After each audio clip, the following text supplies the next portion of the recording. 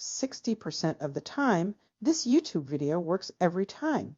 If that line just made you smile, then you already know we're diving deep into one of comedy's most quotable franchises. Today we're breaking down everything about both Anchorman movies, from their humble beginnings to box office battles, and trust me, the behind-the-scenes stories are just as wild as Ron Burgundy himself. Picture this. It's 2004, and Will Ferrell is fresh off Saturday Night Live, desperate to prove he can carry a movie. Nobody expected what happened next would change comedy forever. But here's the crazy part. The first Anchorman almost never got made, and the sequel took nearly a decade to happen for reasons that'll blow your mind. Let's start with the mastermind behind the madness. Adam McKay didn't just direct these films, he co-wrote them with Ferrell, creating a comedic partnership that would define an entire era. McKay, who cut his teeth at Saturday Night Live and Second City, brought this unique improvisational style that made every scene feel spontaneous, yet perfectly crafted. The writing process was unlike anything Hollywood had seen before. Instead of traditional scripts, they'd create loose outlines and let the actors improvise for hours. The first Anchorman hit theaters in July 2004, and the plot seems almost too simple on paper. Ron Burgundy leads San Diego's top-rated news team in the 1970s until ambitious reporter Veronica Corningstone arrives, threatening his male-dominated world. What follows is a battle of the sexes wrapped in the most ridiculous situations imaginable. But beneath the surface absurdity lies sharp social commentary about workplace sexism and media culture that still resonates today. The genius wasn't just in what they wrote, but how they wrote it. McKay and Ferrell would spend months researching 1970s news culture, watching countless hours of archived broadcasts to nail the authentic feel. They discovered that local news anchors really were treated like celebrities back then, which gave them the perfect backdrop for Ron's massive ego. Here's where things get interesting from a business perspective. The original Anchorman had a modest budget of around $26 million, and studio executives were nervous about Ferrell's leading man potential. The marketing campaign focused heavily on the ensemble cast, almost hiding the fact that this was primarily Ferrell's vehicle. Smart move, because it worked.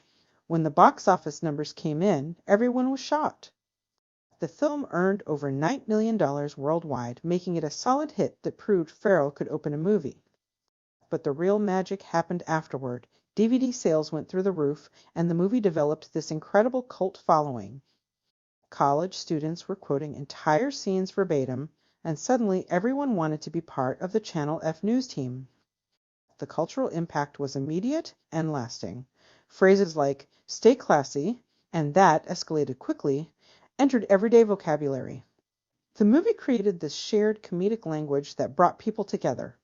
Comedy Central played it constantly, introducing new audiences every year and cementing its status as a modern classic. But here's where the story takes an unexpected turn. Despite the first film's success, getting a sequel approved took almost a decade. Hollywood studios are typically quick to greenlight sequels for successful comedies, so what took so long? The answer reveals everything wrong with the movie business. Various studios kept passing on the project, claiming the audience had moved on or that the comedy style was outdated. McKay and Ferrell spent years pitching different versions, facing rejection after rejection. San Diego, 1970s. Ron Burgundy struts into Channel 4 News wearing a suit that costs more than most people's cars, mustache perfectly groomed, ego bigger than his hair. But here's what most people miss.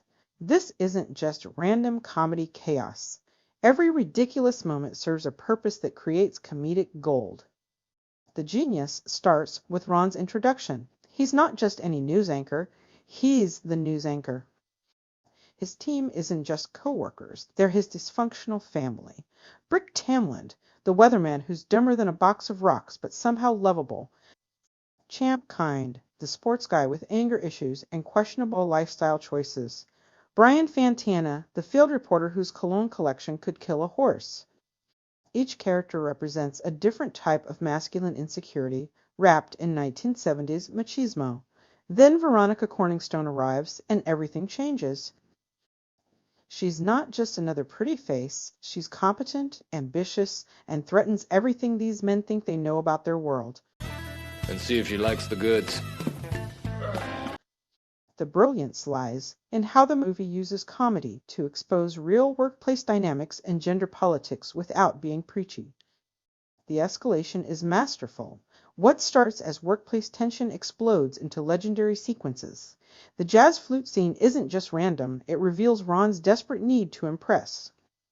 The street fight with rival news teams becomes an epic battle royale featuring everyone from Tim Robbins to Vince Vaughn, turning local news competition into gladiatorial combat.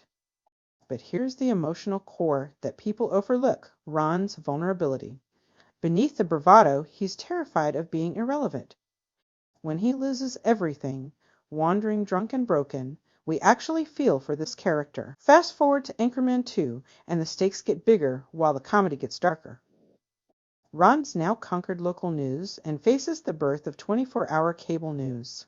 This isn't just sequel territory, it's social commentary on media sensationalism that predicted our current news landscape. The nursing home subplot with Ron's father creates unexpected emotional depth. Comedy legend David Koechner described filming these scenes as surprisingly touching, revealing layers beneath the surface absurdity. Meanwhile, Ron's temporary blindness forces him to confront his vanity and dependence on others. The sequel's genius lies in its escalation. If the first movie had a street fight, the second delivers an actual war zone with weapons ranging from guns to a trident to a brick thrown at a guy's chest. The mythology expands beyond believability, and that's exactly the point. What makes both movies work isn't just the quotable lines or visual gags, it's the commitment to the absurd reality they create. Everyone in San Diego accepts that Ron Burgundy is exactly who he claims to be, creating a world where his ridiculous behavior makes perfect sense. The deeper theme explores masculinity in crisis. These men cling to outdated ideas about strength and success while the world changes around them. Their desperate attempts to maintain relevance become increasingly pathetic and hilarious. It's male fragility exposed through comedy, making uncomfortable truths digestible. The improvisation behind the scenes created magic. Will Ferrell and the cast would do scripted takes, then completely improvise alternate versions. Some of the most memorable moments, like the entire Afternoon Delight sequence, came from pure spontaneous creativity.